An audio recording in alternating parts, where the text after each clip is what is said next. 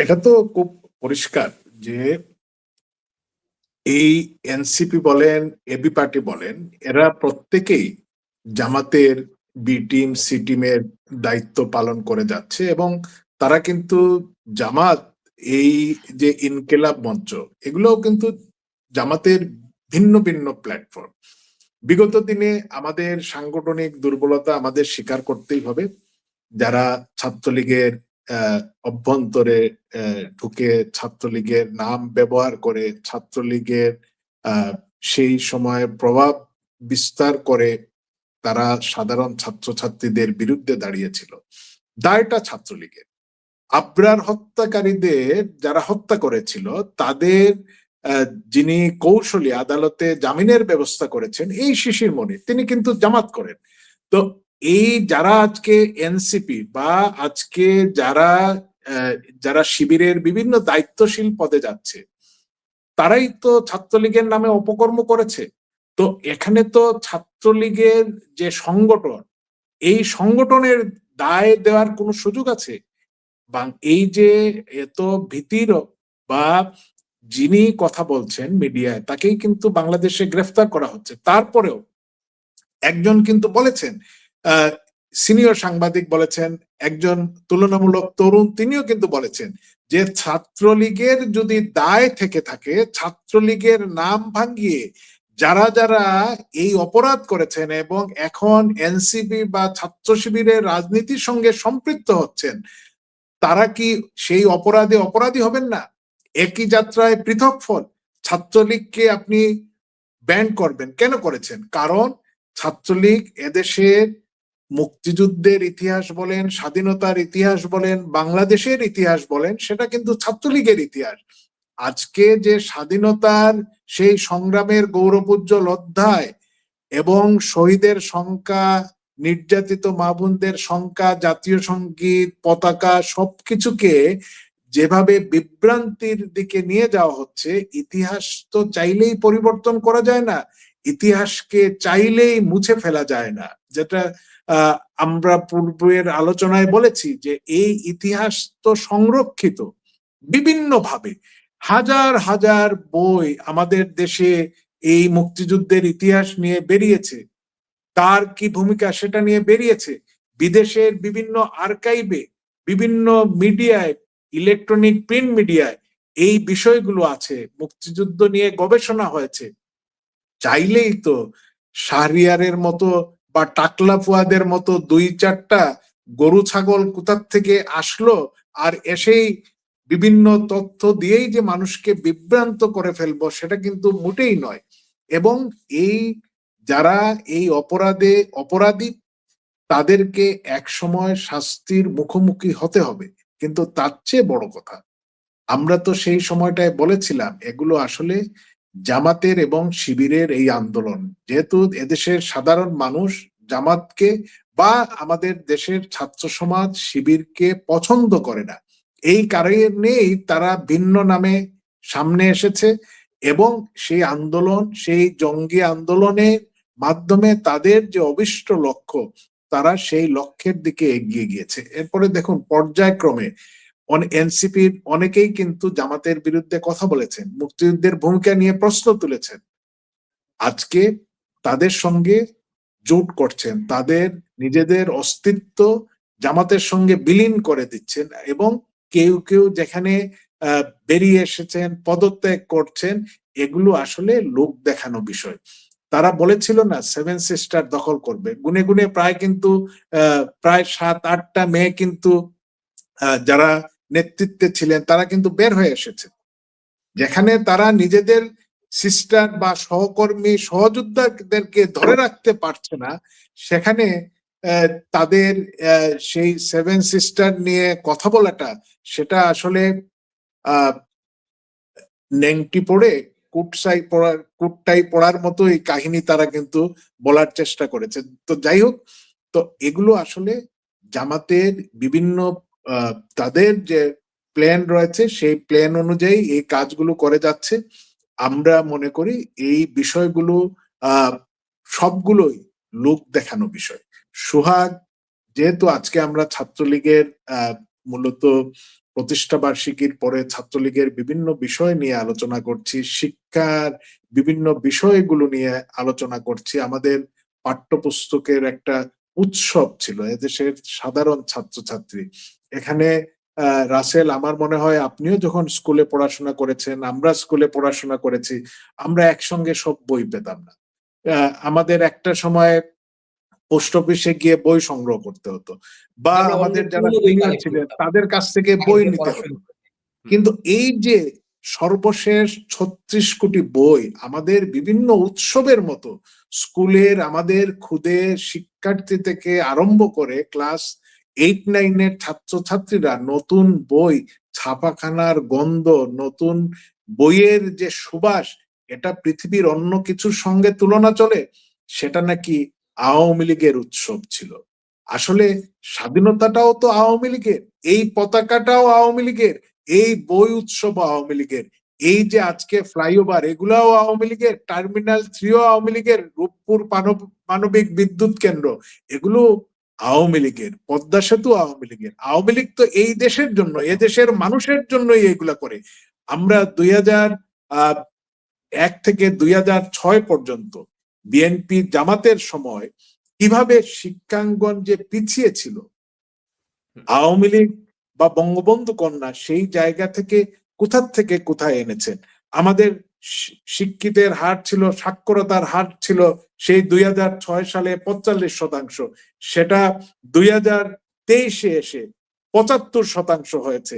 কারিগরি শিক্ষা, যেখানে কর্মমুখী শিক্ষা, মানুষ শুধুমাত্র যে আজকে অনেকেই স্নাতক হচ্ছেন, মাস্টার ডিগ্রি নিচ্ছেন কিন্তু চাকরি পাচ্ছেন না, বা আমাদের হাজার হাজার মানুষ কর্মসংস্থানের জন্য মধ্যপ্রাচ্যে যাচ্ছেন, মালয়েশিয়ায় যাচ্ছেন, তারা যদি কারিগরি শিক্ষাটা নিয়ে যান তাহলে দেশের ফরেন রেমিটেন্স যেভাবে বাড়বে, সেই মানুষগুলোও কিন্তু তাদের কেরিয়ারটা গড়ে তুলতে পারবেন। এই যে 8% ছিল কারিগরি শিক্ষার ভর্তির হার, বঙ্গবন্ধু কন্যা সেটাকে 2023-এ 17.25-এ নিয়ে গিয়েছিলেন। আজকে আমরা যদি আসি সেই কারিগরি প্রশিক্ষণ কেন্দ্র টিটিসি, আমাদের দেশে ছিল মাত্র 9টি 2006 সালে, 2023 সালে সেটা হয়েছিল 87টা। এই যে শুধু সাধারণ শিক্ষা নয়, কারিগরি শিক্ষা, বা আজকে এই যে আমাদের দেশের তরুণদের জন্য প্রত্যেকটি জেলায় একটি করে পাবলিক বিশ্ববিদ্যালয়, মেডিকেল কলেজ, ইঞ্জিনিয়ারিং কলেজ, কৃষি বিশ্ববিদ্যালয়, এগুলো কার জন্য করা হয়েছিল? তথ্য প্রযুক্তির কথা তো আমরা জানি, প্রায় 100টি আইটি পার্ক হয়েছিল কার জন্য?